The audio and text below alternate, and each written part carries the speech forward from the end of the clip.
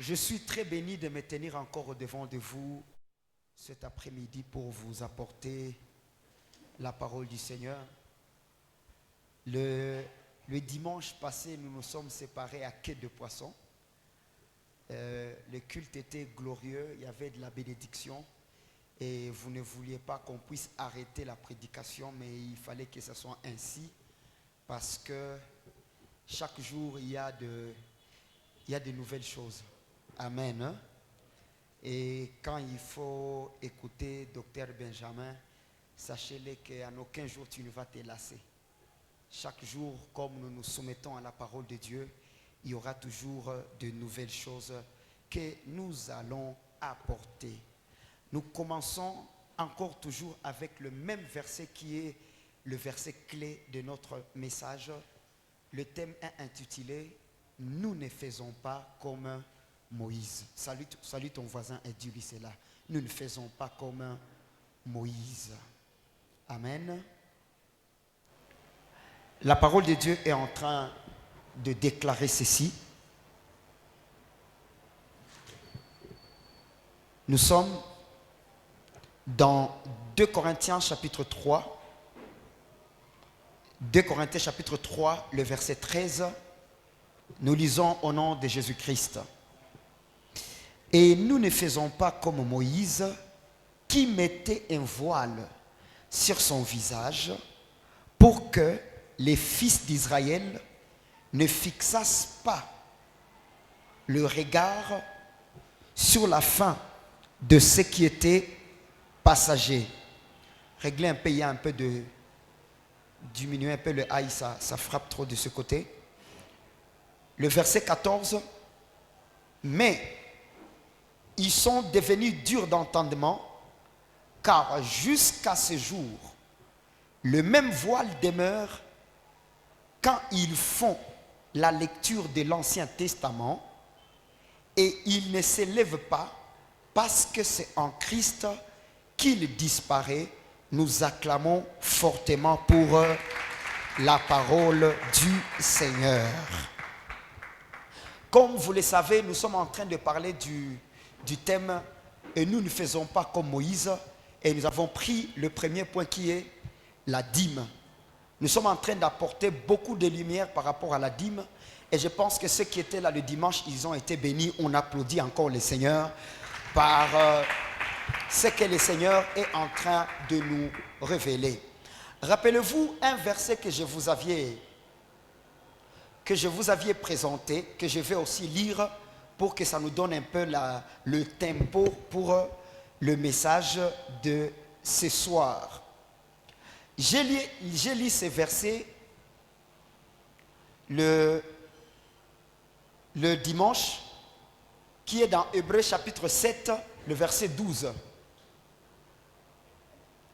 Hébreux chapitre 7, verset 12, la parole de Dieu déclare « Car le sacerdoce », il y a du sifflement dans mon microphone, « Car le sacerdoce étant changé, nécessairement aussi, il y a un changement de loi. En effet, celui de qui ces choses sont dites appartient à une autre tribu dont aucun membre n'a fait le service de l'autel. Aucun membre de cette tribu n'a fait le service de l'autel, car il est notoire que notre Seigneur est sorti de Juda, tribu dont Moïse n'a rien dit pour ce qui concerne le sacerdoce. Nous disons Amen. Comme on l'a dit le dimanche passé, la parole de Dieu ne nous présente que deux grands sacerdoces. Vous vous rappelez, il y a le sacerdoce lévitique et il y a le sacerdoce royal.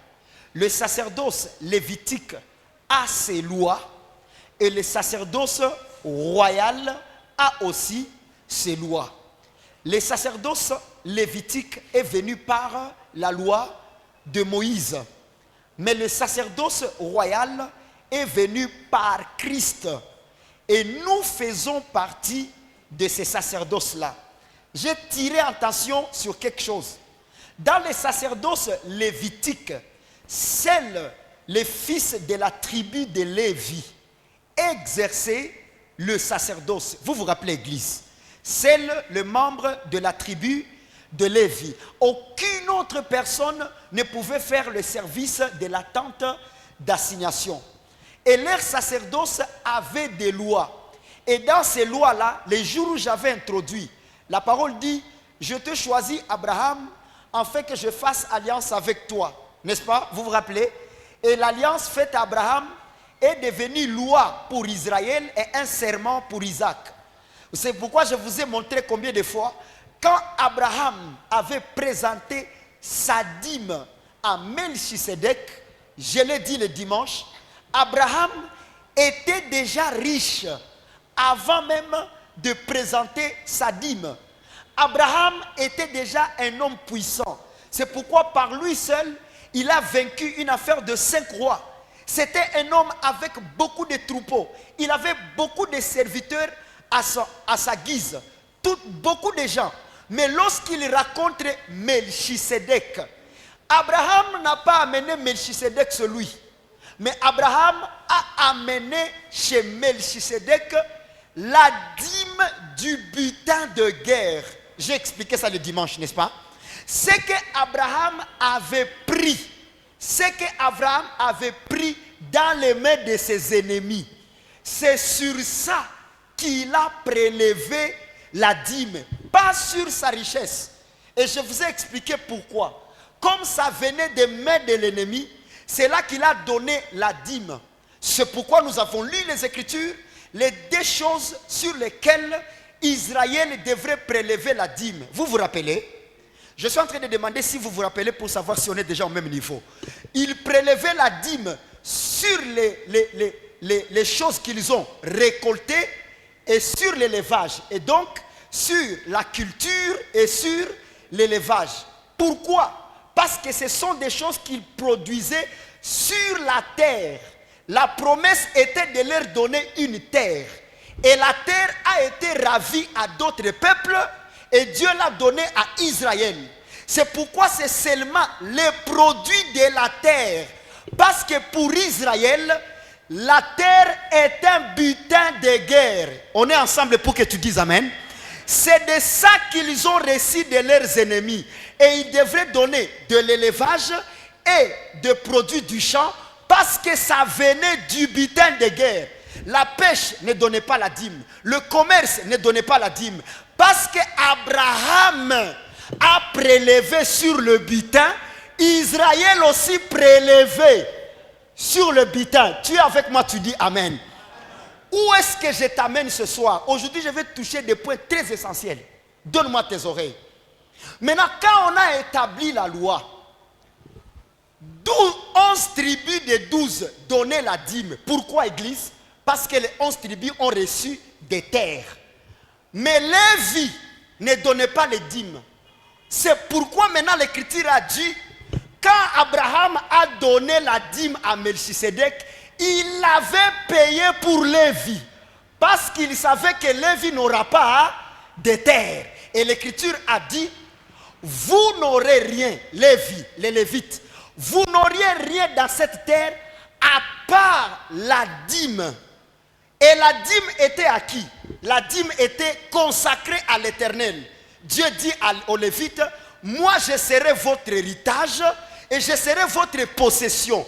Et nous avons défini la dîme comme l'héritage des Lévites parce qu'ils n'avaient pas de possession.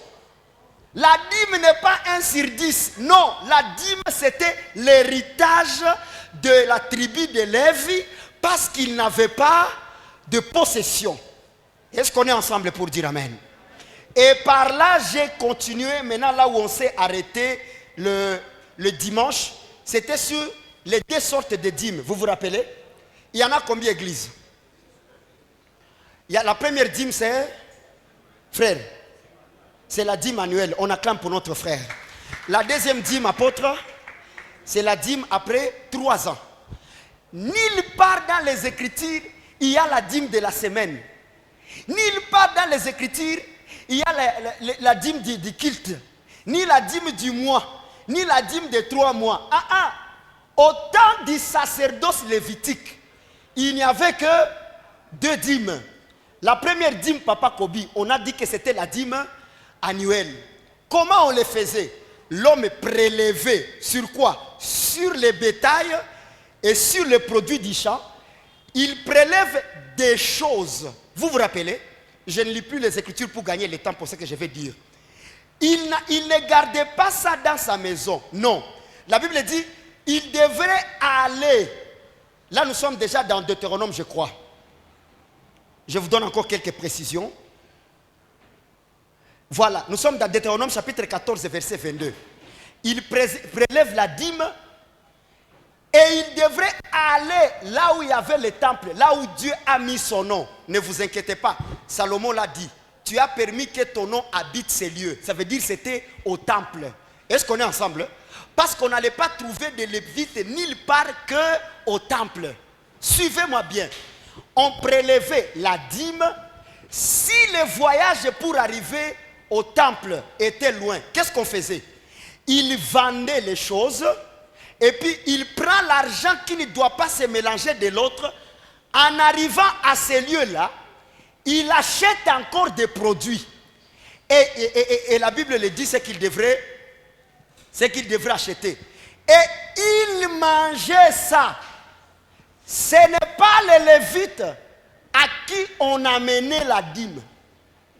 Il devrait amener des choses que lui doit manger avec sa famille. Ça veut dire quelqu'un qui t'enseigne qu'un croyant ne doit pas manger la dîme, il te trompe. Dans la Bible, tous ceux qui donnaient la dîme, c'est eux-mêmes qui ont mangé. Surtout plus pour la dîme annuelle. On relit les Écritures, vous allez comprendre. Deutéronome 14, 22. Tu lèveras la dîme de tout ce qui produira ta semence, de ce qui rapportera ton champ chaque année. Verset 23. Et tu mangeras devant l'Éternel ton Dieu, dans les lieux qu'il a choisis pour y résider son nom. La dîme de ton blé, de ton mou et de ton huile, les premiers-nés de ton gros et de ton menu bétail, afin que tu apprennes à craindre l'Éternel ton Dieu. Donc, l'homme mangeait cette dîme au temple pour qu'il apprenne à craindre qui? À craindre Dieu. Nous, on nous dit que si aujourd'hui tu manges la dîme, tu ne crains pas Dieu. La dîme annuelle, c'est lui qui l'a mangé. C'était l'homme et sa famille. Maintenant, celui qui te dit que tu ne dois pas manger la dîme, il est vrai ou il est faux? Dans la loi, si c'est la dîme annuelle, il est faux. Ce n'est pas la vérité. Le verset suivant va dire, le verset 24, peut-être lorsque l'Éternel ton Dieu t'aura béni, le chemin sera-t-il trop long pour que tu puisses transporter ta dîme à cause de ton éloignement du lieu qu'aura choisi l'Éternel ton Dieu pour y faire résider son nom. Alors, tu échangeras ta dîme contre l'argent. Merci. Tu échangeras la dîme contre l'argent, tu serreras cet argent dans la main et tu iras au lieu que l'Éternel ton Dieu aura choisi. Là, tu achèteras avec l'argent tout ce que tu désireras, des bœufs, des brebis, du vin et des liqueurs fortes. Tout ce qui te fera plaisir, tu mangeras devant l'Éternel ton Dieu et tu te réjouiras, toi et ta famille. Voyez. Maintenant, c'est quand il était entré, le verset 27 dit, tu ne délaisseras point le Lévite qui sera dans tes portes, car il n'a ni part ni héritage avec toi. Ça veut dire quand l'homme était en train de manger, comme c'est au temple, il disait aux Lévites, nawe kuyo tushiriki hapa. Kwebiko banakulia dime. Kwebiko banafanya nini? Mwansena alliance kule. Kwa balikuwa banakulia dime, yeye na bibi na batoto. Mulao ina nakia anafanya nini? Anashiriki. C'était la dîme annuelle. L'objectif, c'était pour craindre Dieu. Deuxième dîme, c'était la dîme de 3 ans. Deutéronome 14, 28. Deutéronome 14, 28, la parole dit, au bout de 3 ans, Deutéronome 14, 28, au bout de 3 ans, tu sortiras toute la dîme de tes produits pendant la 3e année. Et tu la déposeras dans tes portes, différent de la dîme annuelle. La dîme annuelle, on allait au temple. Mais la dîme de 3 ans, tu ne pars pas au temple. Tu prends ce qui constitue la dîme, tu places devant l'entrée de ta maison. Maake hautagusa, unavitia pale. Vyo viko vya kukula, mevitakuliwa na nani njo question. Unavitia mbele ya mlango yako.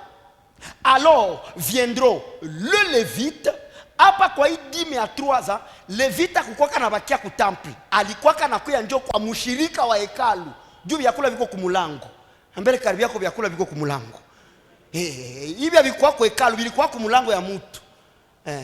Il ilikuwa na tuenseigner que c'est très capital que quand les ministres de Dieu visitent vos maisons, c'est une manière aussi de vous annoncer la bénédiction.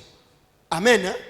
Les Lévites devraient descendre dans les quartiers. Make ici kulikuwa pita mkartier milango zinaala mambuzi, makondolo, bitu mingi sana. Les Lévites devraient passer. Nous sommes déjà au verset 29, 14-29. Alors viendront les Lévites qui n'a ni part ni héritage avec toi, l'étranger, l'orphelin et la veuve, qui seront dans tes portes, et ils mangeront et se rassasieront. Apana tu mangeras. Ils mangeront, ils mangeront et se rassasieront, afin que l'Éternel ton Dieu te bénisse dans tous les travaux que tu entreprendras de tes mains. Secret ya kubarikiwa mumikono ni kukamata ile dime ya 3 ans, unetia kumulango, bengine njo banaibeba. Maintenant, nous ça veut dire quoi? Est-ce qu'on doit encore faire ça? Hapana. Juu kifa vile hakuna hata mulawi matapita. Huku kwa mapaye kota kwake mulawi. Balawi wanakuwa kwa Israeli. Matajita mulawi huko anatudanganya. En tout cas haiko. Ukibitia binalala injo weka tu ni ba mwizi ndio watabeba. Kani wa mwesanse, kani wa wapi. Niambie kwa hii situation. Mujane gani mujane gani mwatabeba. Les étrangers sont devenus des portes de malédiction, non? C'est ce qu'on est en train d'enseigner aux gens. Ukipatia mtu mwenye ujue état d'âme yake unalainiwa. Vous voyez ces choses là? Il dit mais objectif ulikuwa nini?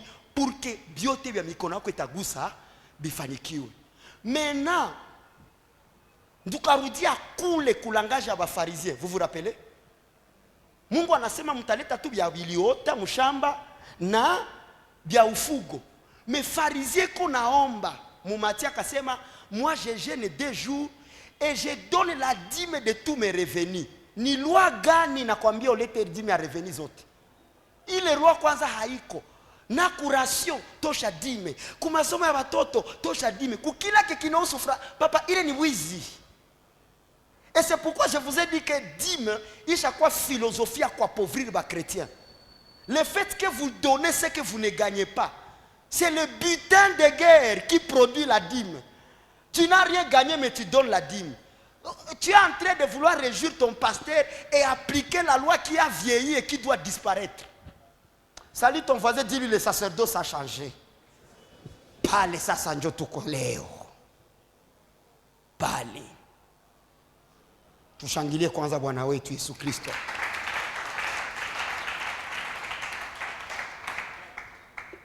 Hapa ndagusa point niligusaka ya maana sana, nitakusaidia sana.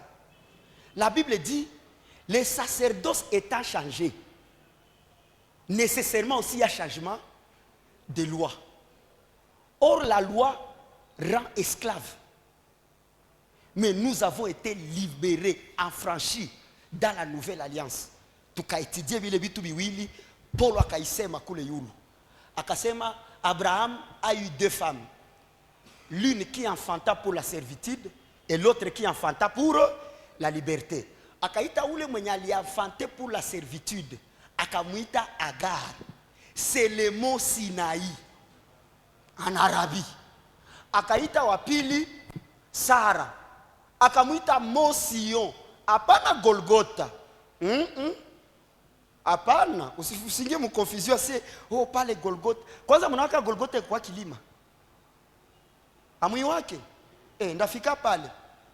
Mulima wa Golgotha. Mulima ikuwa Golgotha kwa kilima. Ilikuwa tu kurompwe sa vile hapa hivi. Haikuwa kukilima. Juse mase kama Agari njo mulima wa Sinai, make Sara njo mulima wa Golgotha. Hapana. Golgotha kwa mulima, siku mwanda fika pale. Tutila tunafukuza ile mabujinga yote pole pole. Panda mulima wa Golgotha. Wewe wapi? Haikuwa mulima. Tutafika pale. Maintenant la première femme d'Abraham c'était qui? C'était Sarah.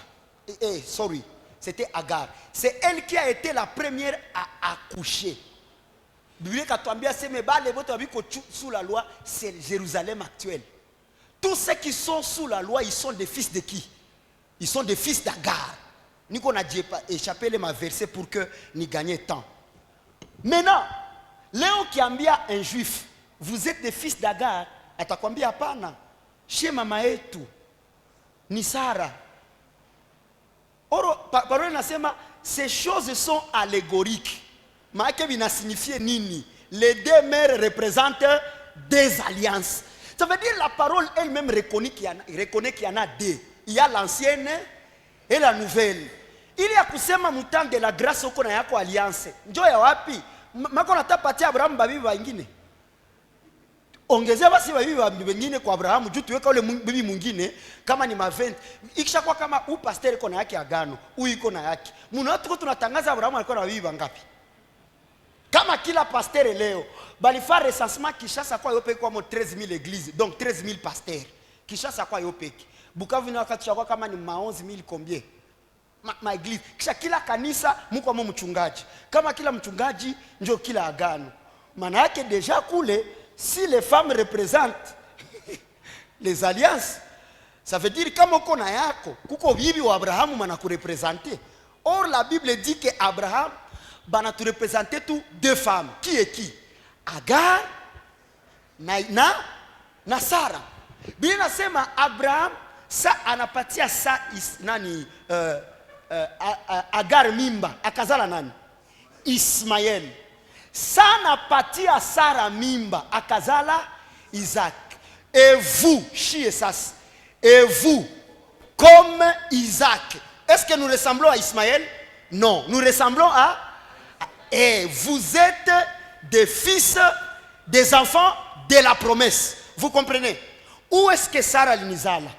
Wapi kwenye Sarah alikuzala? C'est vrai parole na ikonfirme parce que haiko tena buzazi ya kawaida ndio banongelea alliance hizi mbili. Manake kila mwenye ana marché mu nouvelle alliance, il est né de qui? De Sarah. Kila mwenye ana marché mu ancienne alliance, il est né de qui? De Agar. Donc tout Israël devant Dieu ce sont des fils d'Agar. Parce qu'ils sont sous la loi. Maintenant la différence est où? Au même moment qu'on a enfanté à Isaac, ce n'était pas dans la même occasion que Ismaël. Où est la différence? La différence est liée au changement. C'est quand Abraham s'appelait Abram. C'est quand il s'appelait Abram que Ismaël est né. Mais avant d'abord que Isaac puisse naître, Dieu a changé le nom d'Abraham et il a changé le nom de sa femme. Au temps de Ismaël, il s'appelait Abram et Sarai. Or, ce n'est pas Sarai qui a enfanté Ismaël, mais c'est une servante. C'est pourquoi Alisalia servitude. Donc, si déjà Agar représente l'ancienne alliance selon les Écritures, ça veut dire lorsque Abraham était Abraham, ça représentait le sacerdoce lévitique. Parce que le sacerdoce lévitique, c'est ça l'ancienne alliance. Mais quand il a enfanté Isaac, il s'appelait déjà Abraham. Donc il est passé de Abraham à Abraham. C'est en devenant Abraham qu'il a enfanté Isaac, le fils de la liberté. C'est dans la nouvelle alliance que sont nés les fils de la liberté. Or, regardez la grande chose. Le sacerdoce étant changé, il y a aussi un changement de loi. Or, à aucun jour vous n'avez vu Abraham enseigner Isaac sur la dîme. Nulle part. Hakuna hata kipande andiko kwenye Isaac anapana dîme. Or, à ma grande surprise, il devint riche plus que son père. Et en ce temps-là, Isaac s'aima. N'est-ce pas? Isaac faisait quoi? Ça veut dire il a été enrichi par ce dont on devait donner la dîme. Parce que la dîme venait des produits des champs et des produits de l'élevage. Mais en ce temps-là, il s'aima, il devint riche, de plus en plus riche, jusqu'à devenir fort riche. Ça veut dire la force d'Isaac était quoi? La richesse. Mais cherchez où il a donné la dîme, il n'y en a pas. Et donc, quiconque nous dit que la dîme, c'est le secret de la richesse, il est en train de mentir. Parce qu'il y a des gens qui sont riches sans donner des dîmes. Et c'est la vérité. Nous sommes dans la nouvelle alliance. Et la nouvelle alliance, les choses ne sont pas comme dans l'ancienne. C'est pourquoi l'écriture, tu en introduction à Sema, quand on parle que le sacerdoce a changé, on parlait de quelqu'un qui viendra d'une autre tribu que la tribu de Lévi. Or, Moïse en parlant, Moïse en parlant, il n'avait rien dit par rapport au sacerdoce qui concernera cette tribu-là. Et Jésus-Christ est venu de là. Ça veut dire le sacerdoce venu de Christ, la nouvelle alliance. Moïse n'avait rien dit. Rien dit. Je répète, rien dit par rapport au sacerdoce royal. Maintenant, question. Si Moïse n'a pas parlé de ce sacerdoce, ça veut dire qu'il ne savait pas que ça viendra. Et maintenant, comment de quelque chose qu'il ne savait pas, on va maintenant prendre les lois de Moïse pour venir les appliquer dans le sacerdoce royal? Ça ne marche pas. C'est ça la confusion de ces deux femmes qui étaient dans une même maison. Il va prendre l'enfant qui est mort, il va lui déshabiller et habiller l'enfant qui est vivant. Et l'enfant qui est vivant, on va lui faire habiller les habits de quelqu'un qui est mort. Ils vont changer de lit. Il n'y a qu'une seule femme qui a le sommeil pour tuer sa mère. Mais l'autre est là, veillée sur son fils.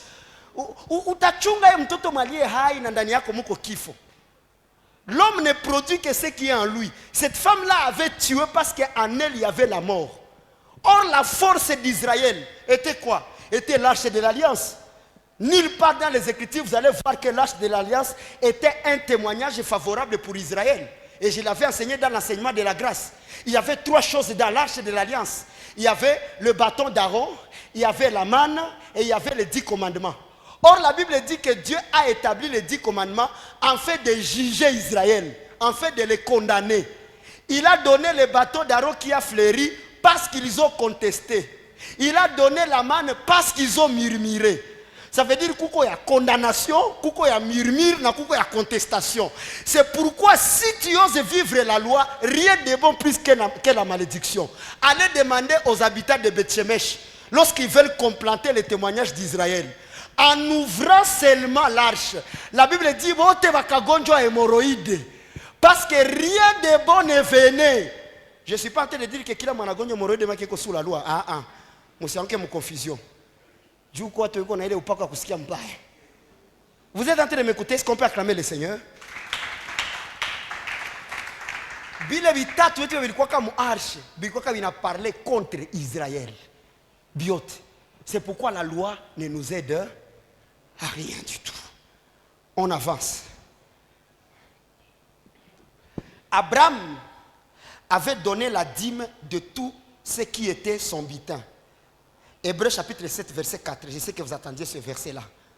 Considérez combien, Hébreux 7, 4, considérez combien est grand celui auquel le patriarche Abraham donna la dîme du butin. Dîme. On est ensemble. Hein? Notez bien maintenant. Si le sacrificateur ne pouvait que voir quoi il est dîme annuel yenye sata shiriki kwa biko banakula na sata toka kwa ile dîme à 3 ans pour que akule na ajichukulie pale, il vivait comment? C'est ça la grande réponse. Personne ne doit dire que la dîme c'est le salaire des hommes de Dieu. Faux et archi faux. Apana. J'ai vu d'ailleurs quelqu'un envoyer une vidéo dans le groupe WhatsApp où quelqu'un est en train de mélanger les choses. Non, on n'a pas choisi à dire, mais parce que njo mshahara ya walau hapana. Kulikuwa ka dime na kulikuwa ka salaire. Ambia karibu kwa tusichange vitu. Hapana. Kama mtoe dime, hamlete salaire ya mchungaji. Dime haikuwa ka salaire ya mchungaji. Tena na niko nabisema au passé. Mukisikia bila bisema au présent make niko naongea biko faux. Tuko pamoja? il y avait un salaire. Écrit les salaires. Un dans l'ancienne alliance. Nini walikuwa kama wanapatia kuhani. Si mnajua kama hii kabila ilikuwa ni kabila mama yake ya moyo nguvu sana. Ba désireur na kila herero unapanda ku temple unaenda toa. Unaenda jisafisha. C'est là maintenant que Dieu prélevait les salaires. Maana walikuwa wanabarikiwa kushinda hata vya mudime. Ndio kia watu waelewe hapa. Nikia walikuwa wanaleta kila siku. Ndio mlikuwa mshahara. Dime walikuwa wanaleta mara ngapi? Metuangalie sasa salaire papa. Ndio comprendre que umaskini watumisha Mungu inatokea kubania cha 10. Kuliko wahubiri kanisa mshahara. Nyie dime sitaki. Mshahara naitaka. Na njoo yenyewe kwa mwagano jipya. Est-ce qu'on peut acclamer le Seigneur? Bon bref, msha comprendre kwanza kama d'ici sacerdoce il changer mon nouvelle alliance amkwake dîme. La dîme n'existe pas dans la nouvelle alliance aikwake. Ishapita. Amen. Hein? Dans l'ancienne alliance, les salaires étaient quoi? Lévitique 10-14. Lévitique 10-14. Vous mangerez aussi dans un lieu pur, toi et tes fils, et tes filles avec toi. Ici, on est en train de parler à Aaron. D'accord? Vous mangerez aussi dans un lieu pur, toi, tes fils et tes filles avec toi, la poitrine qu'on a agitée de côté et d'autre, et l'épaule qui a été présentée par élévation, car elles vous seront données comme ton droit et les droits de tes fils dans les sacrifices d'action de grâce des enfants d'Israël. Vous comprenez? Chaque fois qu'on amenait les sacrifices d'action de grâce, ça va namaliza chinja ngombe, ikwe mbuzi. Papa, kilali, unaona unachomesha mu restaurant, unaulizaka kilali ngali kule, huko ndio vilianzi yako. Maake kukila ngombe, kukila mbuzi mon fils, kukila kondolo, sasa wanatafuta teketeza sadaka ya shukrani. Batatosha kwanza kilali yote. Hapana ngambo moja. Huku na huku. Banatia pembeni. Kisha banakamata mumigulu. Ona migulu ya manyama. Hii mugulu ya droite. Makele munofu yote. Nayo banatia pembeni. Sasa kalkile nombre za Wayahudi, nombre za sadaka, Bilali na mamikono. Uone gisi makuhani waliteseka na guti. Uone tu. Maki sawa kwa wanaleta nauliza, sadaka gani ya msamaha? Choma yote. Choma yote. Choma. Juu ile nyama balikuwa banetilia mikono, banaitia kwa mazambi. Ifu ile nyama yote nateketea. Meangalisho leo uko naambia mtu alete sadaka ya msamaha kisha unaimanje. Sadaka ya msamaha ya mwasie na lazima kwa nekula. Juu alikuwa anajua kama hii boro inavala zambi ya mwenye alileta. Meona lomba zambi ya avortement kisha nekula mjamaa yako. Unaona vitu vidogo vinasumbua watu. Ile shenete unavala ni nyoka. Tosha. Kisha mama mchungaji anakaa na igonga. Wewe unaanza juu uliona saa nyoka kwa itageuka nini? To utareta muluma tu. Hii gari ni kaburi. Mungu anasema utoshe hii kaburi. Naona toa kaburi. Kisha unaja kutana ulitoa serikeye mwingine ashela lamu. Mshela kulala mwanjwa Hii gari takuia watoto itoe. Et c'est là que vous allez voir, quand tu confesses une chose, ça finit par t'arriver. Si tu veux le véhicule, mwambia na mimi niko mchungaji wako. Na mimi niko mtumishi wa Mungu, ndeza penda. Nitembee. Mais hapana ogopesha mtu juu ya kitu yake, juu ukipatia. Na hii lazima iteketezwe. Chunga sasa gari iteketezwe. gara ilunguliwake. Unakuwa kutana sasa ni baba mchungaji na bibi na watoto washakuwa mserikei. Itawaua. Itawaua. C'est pourquoi faites attention avec vos déclarations. La vie et la mort, c'est le pouvoir. Tuko tunakulisha watoto wetu masadaka, tulisema kusukula mikoshi. Choo wanda wanazikula. Ndio unakia kutana watoto wa wachungaji make ni mabichu wa moyo mnajuza nini wafaa hivi. Kumbaka toka mfano c'est vraiment pasteur. Hazale pasteur. Mulawi alikuwa nazala. Vous pensez Shaddai sera qui? Mon fils moi. Mimi naanza muentraîner make kumuzamisha mumandiko. Juu kitoto ya simba papa. Haiko pusi. Ni simba. Kama baba alikuwa mtumishi wa Mungu, kisha unatoka mwingine. Wende soma kule Cause 4:6. Parce que tout vient quoi lui rejeter connaissance. Bien asema c'est j'étais dépouillé de ton sacerdoce et j'ai rejeté tes enfants. Maana via kikatala tu ujuzi, akihubiri tu bongo, bakwanza kutupiliwa. Batoto yake. Munaelewa sasa? Manake ukikosea tu muhuduma, wewe kwa Mungu atakwambia wewe toka nani toka. D'une manière de dire, je rejette tes enfants parce que naturellement ils devraient manger par rapport au service que tu me fais. C'est pourquoi la Bible dit les dîmes qu'on donnait c'était quoi Dieu. Quoi il est dîme il est dîme annuel. Na quoi il est il y a 3 ans. C'était comme héritage. Héritage à nani? Si y a batoto. Ça veut dire normalement quelqu'un qui sert le Seigneur, ses enfants doivent voir ces délices-là. Mais aujourd'hui, attends, vieille ya makanisa vya vyangu alendam, tunasema vi ma désordre tout na bengine biko na mabilonda par rapport à makanisa. Ton père était pasteur, banamuua na sumu. Mtumishi wa Mungu anakufa, banafukuza watoto munyumba sans pardon même. Et on comprend que huduma ileleweka mubaya. Mubaya sana. Attention. Soyons prudents. Na vitu tunakulaka. Sois prudent na sadaka zenye uko nalomba. Biblia inasema ni action de grâce ndio walikuwa kama natosha yako. Si vile. Maana mtu anakia sema merci. Sana anakia shukuru Mungu. Mungu anakuambia kilali. Maana kuhani alikuwa kumlango akishona tu maboro anauliza hii ni ya nini? Bakisha mwambia tumetenda dhambi, pita na pita.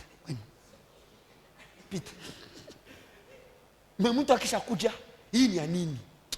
Nimekuja kumshukuru Mungu. Pale pale anapima kilali, anakifaa hivi na nagusa mguu na bora na vini.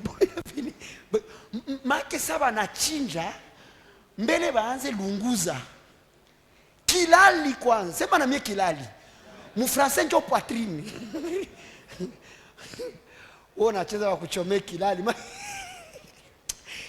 Watu walikula nyama papa.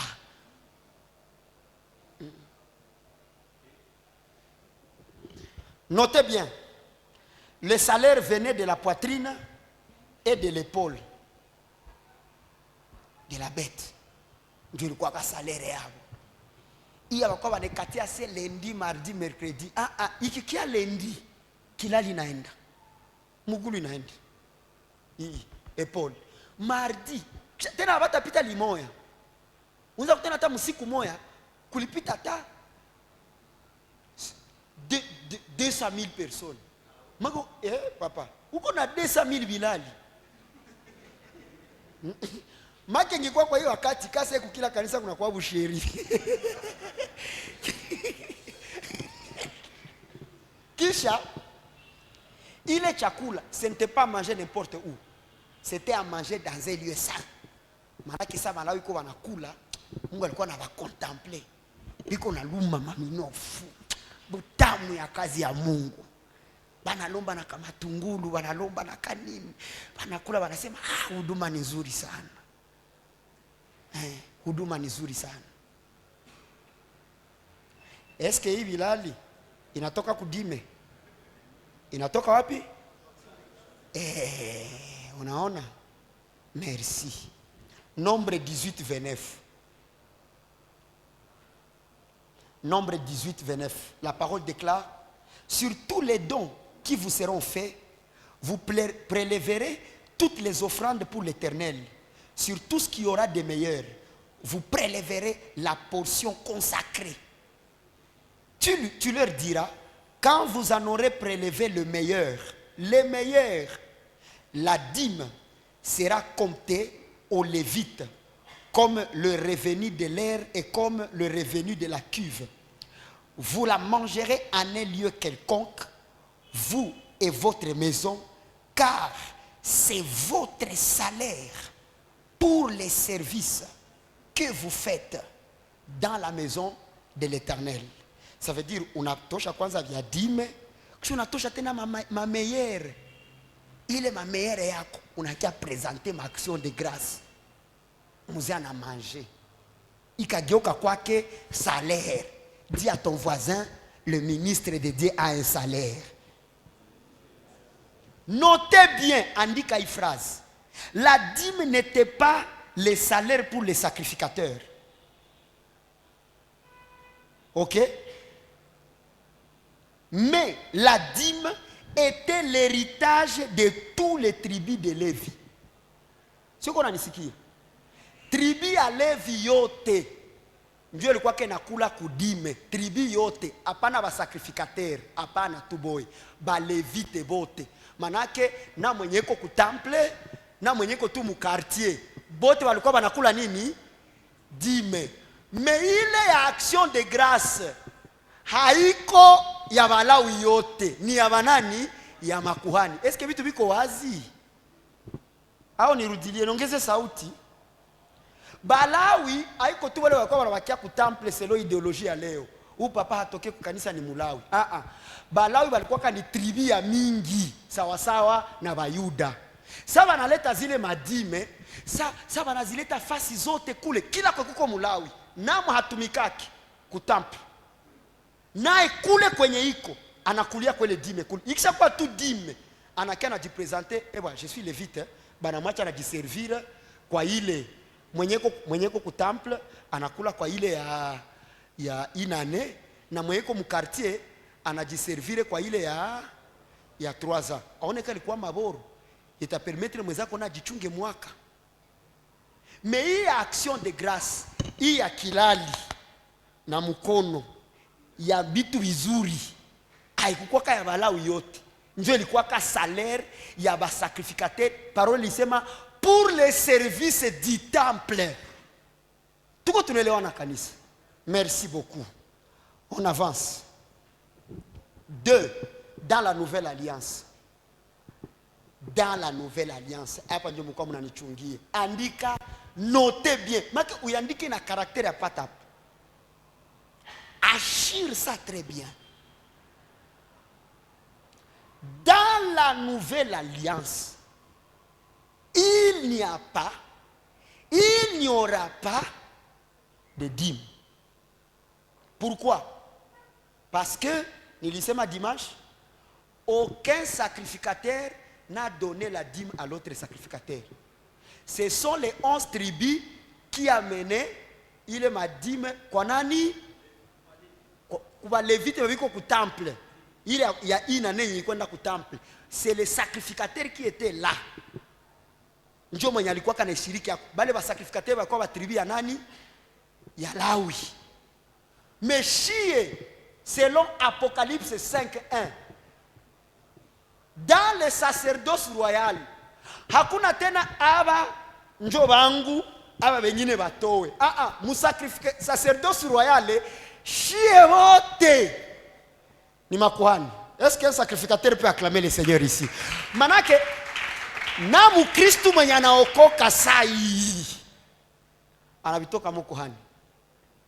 Jua nini balao walikuwa wanapana dime, ni jua kwa na heritage. Una comprendre? Sasa kama shimote tuko ba sacrificateur, nani mwatapatia nani? Ndio maana ilifale hapa kukazie mafundisho ya alliance na père spirituel. Ndio kwa balingizi yake ile boro juu tu intérêt yonekane. Même si nous sommes fils, mais je suis votre père spirituel. C'est par moi que vous voyez Dieu. Hapana. Na mie, na nyie, shibote tuko ba sacrificateur. Souverain sacrificateur mon nouvelle alliance ni umoya. Jina yake njo nani? Jésus Christ. Make she wengine wote tuko sawa. Shalom mes frères.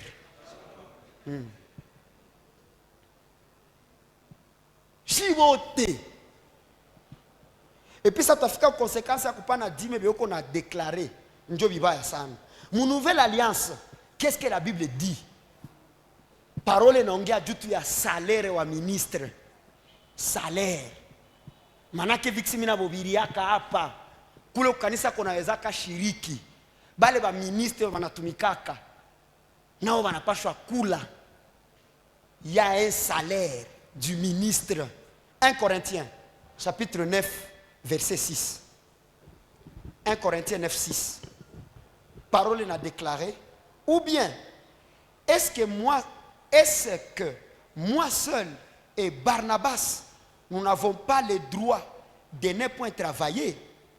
Verset 7. Qui jamais fait le service militaire à ses propres frais? Iko nauliza mkiswahili, nani mwanatumikaka mujeshi kisha najilipa? Hakwaki. Qui est-ce qui plante une vigne et n'en mange pas les fruits? Qui est-ce qui fait paître un troupeau et ne se nourrit pas du lait du troupeau? Est-ce que l'église peut dire amen? Quand un ministre est comparé à un soldat, le soldat a son solde.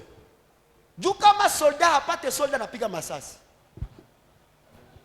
Soldat kwa se solde masasi. Mtu mwa akasema ndenge nini nozo senga nga solde noza na manduki. Manduki nde salaire nayo. Tokea pale. Zamani ulikuwa na mkutana anakusindikiza kupale. Metokea tu mkubwa alisema vile. Manduki nde salaire nayo.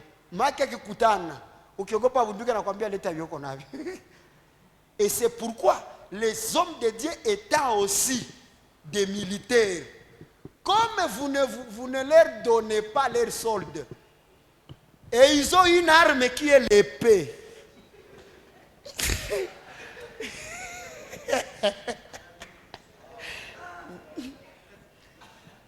Anakwambia soki mshahara izate nakolia na mpanga na ngai. Chana kwambia alainiwa anayezuia mpanga wa Bwana kumwanga damu. Vous voyez, comme on ne prévoit plus les salaires pour nos ministres, ils vont utiliser la parole pour vous rançonner. C'est clair, non? Un soldat, d'une soldat, il faut solder coué. Et puis wanauliza, qui peut planter une vigne? Kisha sikule kumatunda ile shambaki. Ça veut dire quand je vous enseigne, on vous compare à un champ de vigne. Sa munaivia, il faut nikule kwele matunda. Na kaha uivie utaniua na njala. C'est là qu'un chrétien qui n'est pas enseigné, il ne sait pas qu'on nourrit le ministre. Ni vigne nya itoshe matunda. Na miti nya ina matunda, mshamba avie. Kata, tosha. Njoo nakutana mwingine anasema sema kanisa mnakuwa wa Kristo na manafsi. Sana mwangalia si nafsi ile. Maana ndio kusema kwa huyu mtu hakuna matunda. Niambilie karibu yako vinye, toa matunda. Mpandaji akule. Amuone kama tuko na baraka mingi kushinda cha 10. Ukibakilia kucha 10, mako tasabia kama mshambako muko miti 10. Unaangalia tu moya, njoo nakula hako. Zile 9 ni za nani? Sisi katika agano jipya. Miti zote zitoazo matunda nitakula. Tutakula. Watakula. Kwa utukufu wa nani? Wa Bwana. Le verset 8 va dire, 1 Corinthiens 9, 8. Ces choses que j'ai dit n'existent-elles que dans les usages des hommes? On a posé question. Iwe niko nabambia, mtu anakulaka kwenye alitumikia. Est-ce que ni muizaje tu ya banadamu? La loi ne le dit-elle pas aussi? Voilà. Hapa Paul anafanya référence ku loi ya Moïse, pas à cause de la dîme, mais à cause du salaire. Shalom. Loi ya Moïse akongea juu ya salaire. Si baseme le terme.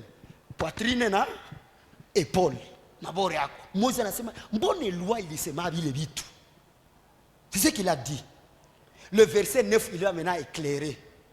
Car il est écrit dans la loi de Moïse. Qu'est-ce qui était écrit? Tu ne muselleras point la bouche du bœuf quand il foule les grains. Dieu se met-il en peine de bœuf? Mimi napenda yandiko. Aseme hawezi acha ngombe iko na kusagia ngano. Kisha roho yako mubaya uifunge kinywa. Roho mubaya gani? Shote tunajua kama ngombe napenda kula nini? Ngano. Mewe sasa unakogota ngombe nisagie hii ngano, mais unaifunga kinywa. Vous savez ce que ça signifie? Tu as toujours la joie quand on t'enseigne, quand on te montre les écritures, unafurahi. Mais ça matunde natoka. Sema, le Dieu de mon alliance, unafutika utakula. Biblia inasema Dieu a la peine pour les bœufs. Mungu anakuwa kana méchant. Akiona tu ngombe likusagia, kisha naima kungano. Haiko mtumishi ndio atasirika, ni Mungu ndio atasikia machungu. Amsikie andiko nirudilie. Sio mwe mtu akusirikie ke Mungu akusirikie. Ndio Mungu anakutana, beaucoup de gens sont des chrétiens banala makarama za Roho Mtakatifu. Mais mambo ya richesse hakuna makanisa. Pourquoi? C'est parce que Dieu se met dans la peine à cause de ces bœufs que vous muselez alors que zinabasagia mupunga. Kuko ngine qualité de vie hawezi tika ke ton ministre apite ndani. Biko wanafukuza pastere wako munyumba na wanasema kanisa tufe 3 jours sec. Tuko tunamwombea. Maombi ishalipa loyer. Et aujourd'hui, hakuna vie yenye ko humilier quand on regarde des pasteurs. Ma biate ko lupengo, ma costume haziko repassé, ma paupières zinarefuka, ma nywele vipare na batoka, ma imvi pasteur wa vendeza chaque na imvi, si stress ile. Ça veut dire que vous ne prenez pas soin du bœuf. Et il y a d'autres choses qui détruisent même l'assurance intérieure. Unakutana kwa mtumishi wa Mungu me stress zinapita. Utakutana kwa tu makali kumazabao. Bwana Yesu asifiwe. Juu ameshanilikia na unabia watu 3. Tuko 300, mimi nasema leta watu 3. Ni makali. Njoo kuna kutana juu ya hasira na panga hata 12 sadaka. Wi bitunga. Si bitunga, wi bitunga. Sadaka ya ukombozi di. Mulinima loyer. Sadaka ya nabii di watoto watasoma. Mais quand il y avait un salaire, nana yua niko na ubiri me watoto ya Mungu banafanyaka hivi. Utakutane ko tu mu maandiko. Mais vie utazama maandiko aye na hakuna salaire. Tutatafuta za kubaiba. Umelainiwa toka uzao wako. Dawa ile laana ni mpaka ngombe. Ndio anakulomba ngombe. Méchant. C'est pourquoi je vous ai dit que watu wengine wanajuaka vérité, mais parce que vous ne les mettez pas dans de bonnes conditions, bana falsifier pour leur ventre. Ça il m'a dit combien tu servis ngombe yetu bwana.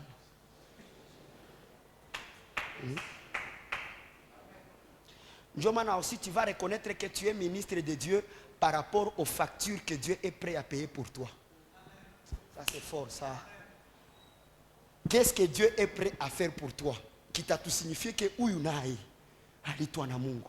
Mais utakutana mzee wa septandeze kongambo hapa Igoki na ngoma. Heremu anasamuka viatu kwa lupengo unasema shuja. Shuja. Shuja. Shuja. Ambia mzee pole na kazi ndio kijana. Nina miaka 17 namtumikia Mungu. Angalia sawa miaka 17. Basi tufundishe aseme kukosewa vitu vya dunia njoo maana tuko waaminifu kwenda mbinguni. Wapi? Petro aliulizaka Bwana, shetu tulioacha tukakuya kwako. Tutapata nini kwako? Bamjibia nini? Vumilia kukosa viatu. Nani? utapata 100. Maana 100 haiko se Mkristo alipokea $100 anakuletea 100. Kupata 100 maana ukikuwa na bezo ya kiato kiko. Ukikuwa na bezo ya chemise iko. Ukikuwa na bezo ya kakoti kiko. Meleo hii mtu kapiga lonche pai. Nimeleta baraka. Shangilieni. Lakini zile baraka si za watu wote. Ni za yule atakayeuza koti ya mchungaji. Ndio mnatoka mie baba. Alors que mkwa mshaona kama vie.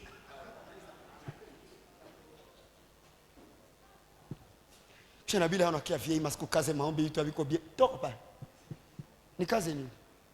Tu ne sais pas que parole nasema tukaze maombi kwa ule alileta mbegu juu Mungu amfanyie nini? Amumultiplier. Mie ni maandiko.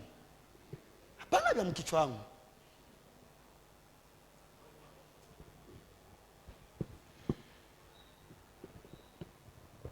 Paul hakongeaka juu ya point ya dîme ya loi, mais alongeaka juu ya salaire. Les points de bœuf qui foulent les graines. Les bœufs travaillent et ils méritent un salaire. Tout ça me yandiko. Zacharie 8:10. Mina wabiria vingine wabifatake me hii moja itatembea hii. Sababu inaongea kuhusu baraka watumishi. Hii inaenda hii.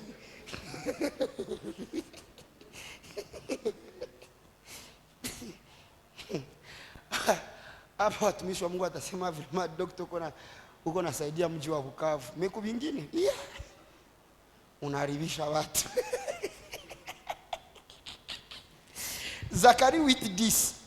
Car avant ces temps, le travail de l'homme ne recevait pas sa récompense et le salaire des bêtes était nul. Unasikia?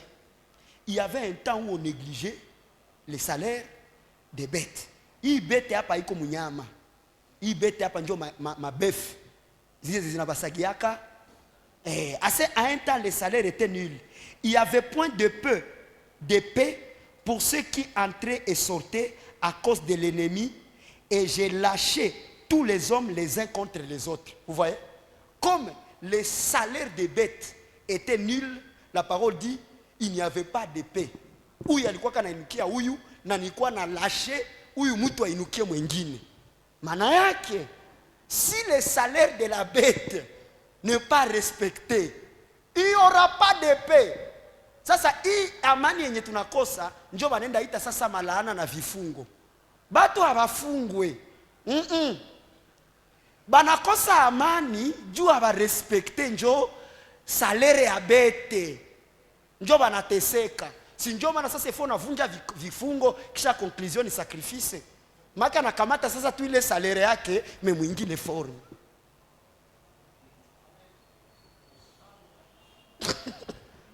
Maka hapa ni mwalimu. Simba. Si le salaire de la bête n'est pas respecté, bitu biuli bitatokea. Il n'y avait point de paix pour ceux qui entraient et sortaient. Mako tanza tractionner makope yako. We ule shine unashuko na panda. Mefie vitu vidake. Ongeza maombi. Kisha kuliko befe ikwambie, bwana. Unateseka. Nijua hakuna mshahara ya nyama unaizarau. Ya kwanza ni nini? Bapanda shuka, bakaskadere yote. Hakutakuwa amani. Na ya pili à cause de l'ennemi. Manake adui atafanya nini? Atanyanguka. Sasa huyu adui njoo leo mabarikia ita alae. Unaona? Wewe mwenye utoe dime, Mungu atakurudia, ataacha alae. Alae yako haiko demo. Juu ba Israeli walikuwa na bakula mavuno yao. Haikukuwa pepo, ilikuwa sote wa Filisti, sote wa Yebusi, sote wa Amori, sote wengine. Mesheko tu kushakwa pepo ya alae. Pepo ya alae njoo nani? Je menacerai celui qui dévore. Que veut dire dévorer? Manger sans pardon. Ça veut dire kunaweza kwa événement moya njoo nakiaka dévorer. Ile événement njoo ile alaye. Mais hapana pepo ya alaye, pepo ya kawalala. Ya kawalala ya utalala wapi? Hakuna alaye. Ndio utaanza fanya adui. atabiinukia. Na ya pili, et j'ai lâché tous les hommes les uns contre les autres. Ndio unatia ndugu yako mkazi anabipiga na kufurapia na zikwepana. Unaanza kujiuliza, Mungu biko hai. Mbona bananiescroquer? Mbona bananikula? Tu as vu nul le salaire de la bête. Angalia karibu yako mwambie bonsoir. Manake acha ya maombi, baba kila roho anayefunga kazi zangu milango yote kihombo. Acha ile maombi, wewe tu vérifier est-ce que moi vitu niko navyo, est-ce que je nourris le bœuf, point barre. Pourquoi? Parce que quand il nourrit le bœuf va rentrer, le ministre de Dieu va rentrer vers Dieu. Seigneur, regarde ton fils, il a fait ça, il a fait ça, il a fait ça.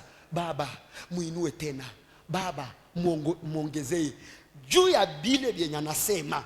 Njoo andiko kata sema, croyez à la parole de l'Éternel, vous serez affermis. Mais croyez aux paroles de mes serviteurs et vous réussirez.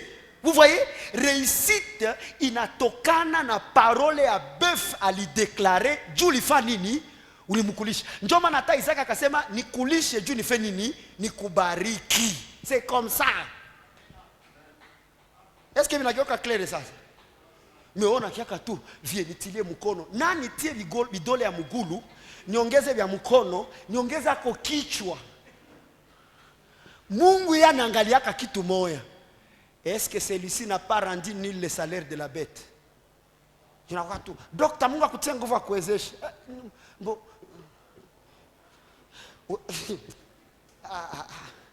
Wewe ya kufanya mzee anamaliza uwiri, energy na muisha. Mzee umetubariki ya kwako. Bila haya tunakuya, Dr. niko mtura juseke juu yako.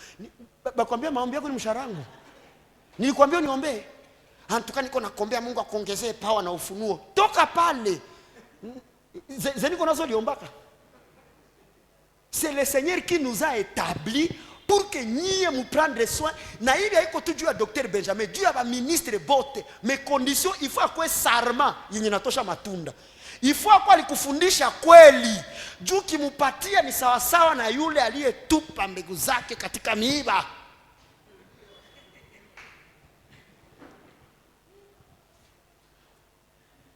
Enseignement qu'on a ingia. Changamsha kwa mikono tusikie kama enseignement qu'on a ingia. Asante. 1 Corinthiens 9:10. Vitu vinachamuka. Hii enseignement naenda hii. Kwa hii tu watasema amsikie ya Dr. alihubiri. Kwa hii juu kweli inaonekana ifo msosi ipite kwa mikono watumishi wa Bwana. Ina kale ndaandikiwa kwa WhatsApp leo. Nitumie zile maverse. Ndio ndakutumia ndugu yangu sijali. Wewe andika tu. 1 Corinthiens 9:10. Où parle-t-il uniquement à cause de nous? Verset endelea. Oui, Paul a confirmé. Kama est-ce que Moïse alikuwa anasema juu yetu? Na shie ana confirmé. Oui, c'est à cause de nous qu'il a été écrit que celui qui laboure doit labourer avec espérance, et celui qui foule les grains foule avec l'espérance d'y avoir part. C'est mwiko. 2 Corinthiens 11:8. Turudie kwa kunyumba. 2 Corinthiens 11:8. J'ai dépouillé d'autres églises en recevant d'elles un salaire pour vous servir. Hii kanisa ilikuwa na problème hii ya Wakorinto. Paul anasema juu yao, pour vous les Corinthiens, j'ai dépouillé d'autres églises. Make kuma église zote za kwa na pita ako. Anabobira anabambia salaire. Ba leta salaire. J'ai dépouillé d'autres églises en recevant d'elles un salaire pour vous servir. Et lorsque j'étais chez vous et que je me suis trouvé dans les besoins, je n'étais à charge de personne. Quelle grâce, papa. Quelle grâce. Ou servir moi ensemble. Yenye mpaka wewe peko na sentir. Paul anasema quand j'avais besoin. Sikuwa na kulemea mtu. Na injo natumaka mnatuzarau. Sa pasteur anapigika na kutumia message, bwana nikopeshe kwa ka 20. Jonas mchungaji anapigika wana. Sasa ule Mungu anatuhiliaka. Jwani abapati yake. Beaucoup de chrétiens ont abandonné les églises parce que les pasteurs bali bakamata madeni bakashindwa zilipa. Jina na changé. Na ndio pasteur wa escrow alinikopesha 300 mpaka saa anaanza nitabiria sasa Mungu alisema ile ni mbegu. Haiko mbegu, atazirudisha tu. Pourquoi? Quand il était dans les besoins, il est devenu la charge de quelqu'un. Unajua kuna kwa ngine niveau, vous voyez ici à Splendeur, je vais vous dire une vérité. Il y a un respect que vous me donnez, pas parce que je vous enseigne, mais mnakutana kama frappe zemina gongaka. Mtakutana sikutoesha sadaka meni hashtwa. Mimi napita na bwana mtajipose mwanaume huyu wa alitoshe boro wapi? Pita V8 aikwe sadaka zenu. Msijidanganya hata amuiwe vile. Ni bongo ni kweli. Departement suivi shimama kidogo vile. Mzee, bieni kwa sema ni bongo ni kweli. Eske ni sadaka za hapa? Mimi nachukua sadaka vile. Tufanye makofi. Nana leta heshima. Hapa wezi sirika seo mimi nasirika ndatoka mkanisa munipe bafle yangu. Uliuza wapi? Wapi? Ukauza wapi? Hapa. Oh, vraiment mimi nasirika mchungaji alinikwaza ndabebe ile kibi basi. Hakuna. Nani atanyangua mkono hapa? Tukikuwa na besoin tunachangaka unakutana huyu analeta 10 mbo. Bafle ile pale mwa kama ni $2000. Utaiba ya 2000 mu 10. Si tutakupatia sadaka iko dimo naenda.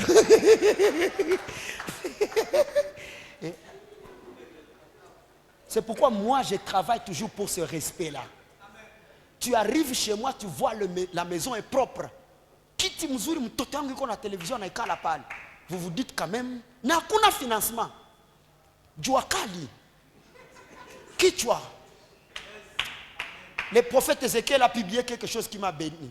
Anaandika sasa iko juu tunakoka njoo akili zetu zitenda mkaburi. Man of God Mungu akubariki. Tumikisha kichwa. Wewe uko netumikisha juu tuipige bamwizi usiku. Hapa panaposha kirusha hivi. Hapa panaposha kirusha. Shie hiki njoo kinatuweka.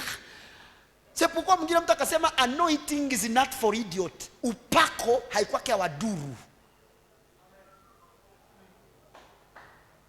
Dieu aime travailler avec les intelligents. Dieu aime les intelligents comme nous. Hapa pana kichwa hapa. Hey, usione soda na wewe bunduki na uvivu zana nepiga vile. Chokoza hai. Est-ce qu'on peut acclamer pour notre pasteur? Ça mérite des acclamations. Je vais vous dire une vérité. C'est vrai que je reçois vos soutiens, mais il y a d'autres quand ils arrivent ici, quand ils voient le confort, parce qu'ils savent que pour faire des choses comme ça, il faut avoir des chrétiens forts. Maintenant, imaginez ça si vous êtes tout à inuka kisha tukamatane mikono. Hey, haisei. Ndala pana mugulu. Bitu vinakamata. Sali ton voisin mwambie pana matumaini kesho itakuwa kubwa sana.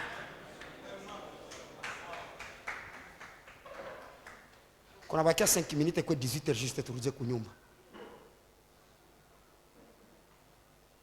Attention, ndio kwa ndanzi hapa dimanche. Il n'existe jamais la dîme des dîmes, mais il existe la dîme de la dîme. Haukona hiyo? Si mko mnanichunga pale. Sasa nilikuwa nasema mbone kuhani hapana dîme, unasema hata maandiko mko dîme de dîme, ni dîme de la dîme. Shalom. Vyanafaa hivi. Njoo kweli. Ukisikia tu doctor anasema mine vile. Njoo niandike ndio tuma mimi nasema vile. Écrivez cette phrase. L'église sert Dieu dans un esprit nouveau. Tunatumikiaka Mungu muroho ya mupya.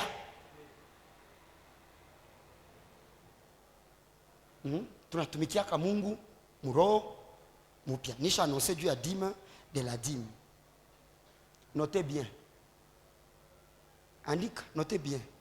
La dîme n'a jamais été une offrande parmi les offrandes que Dieu avait ordonnées dans la loi de Moïse. La dîme n'a jamais été une offrande. Kuzingine sadaka tunatoa, lakini kuchakumi tunalipa. Unalipa dini ya nani? Dîme haiko offrande. Hapana. Mais dîme ni héritage. Il y a un héritage à Balawi. Est-ce qu'on est ensemble? Hein? Voilà que, comme les Lévites aussi venaient de trouver leur possession, ça va là, il va pas ta possession. Dieu a dit maintenant aux sacrificateurs de prélever pour Dieu. Sinon, de prélever pour Dieu une offrande. Et c'est cette offrande que Dieu avait appelée dîme de la dîme.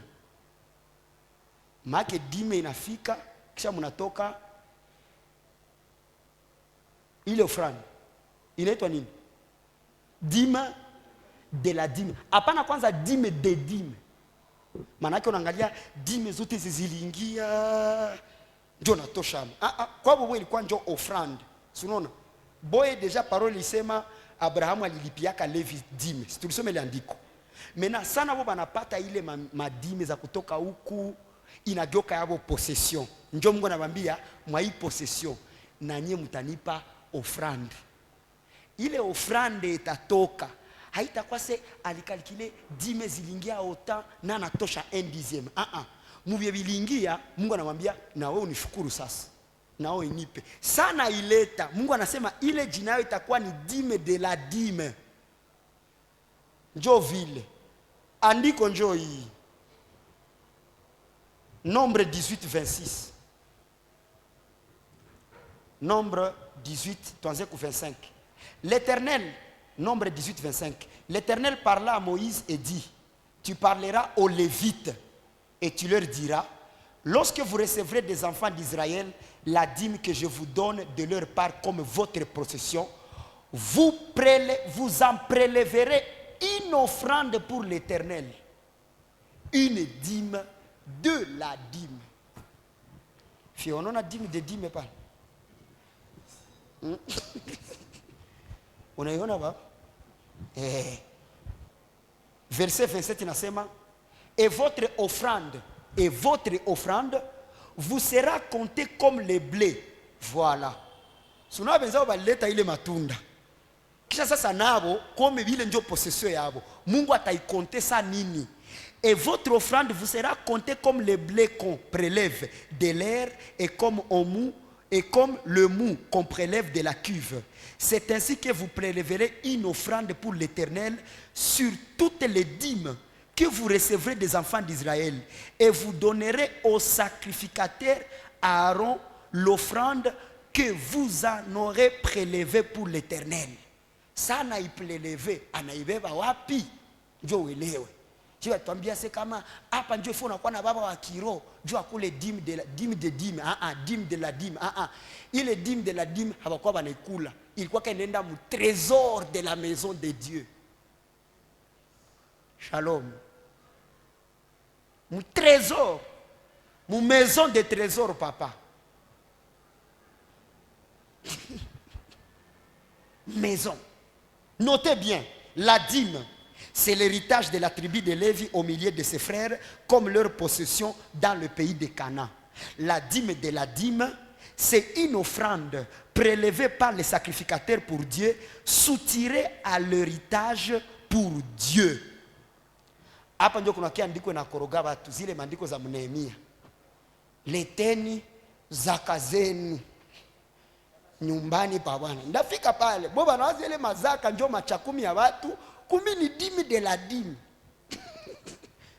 Njoo nenda mu trésor. Tena pana kwa mchungaji jua ikuli.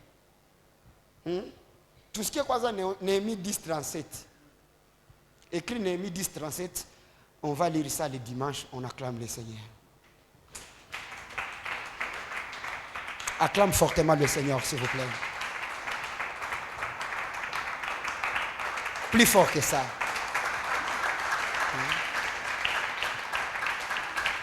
Ah.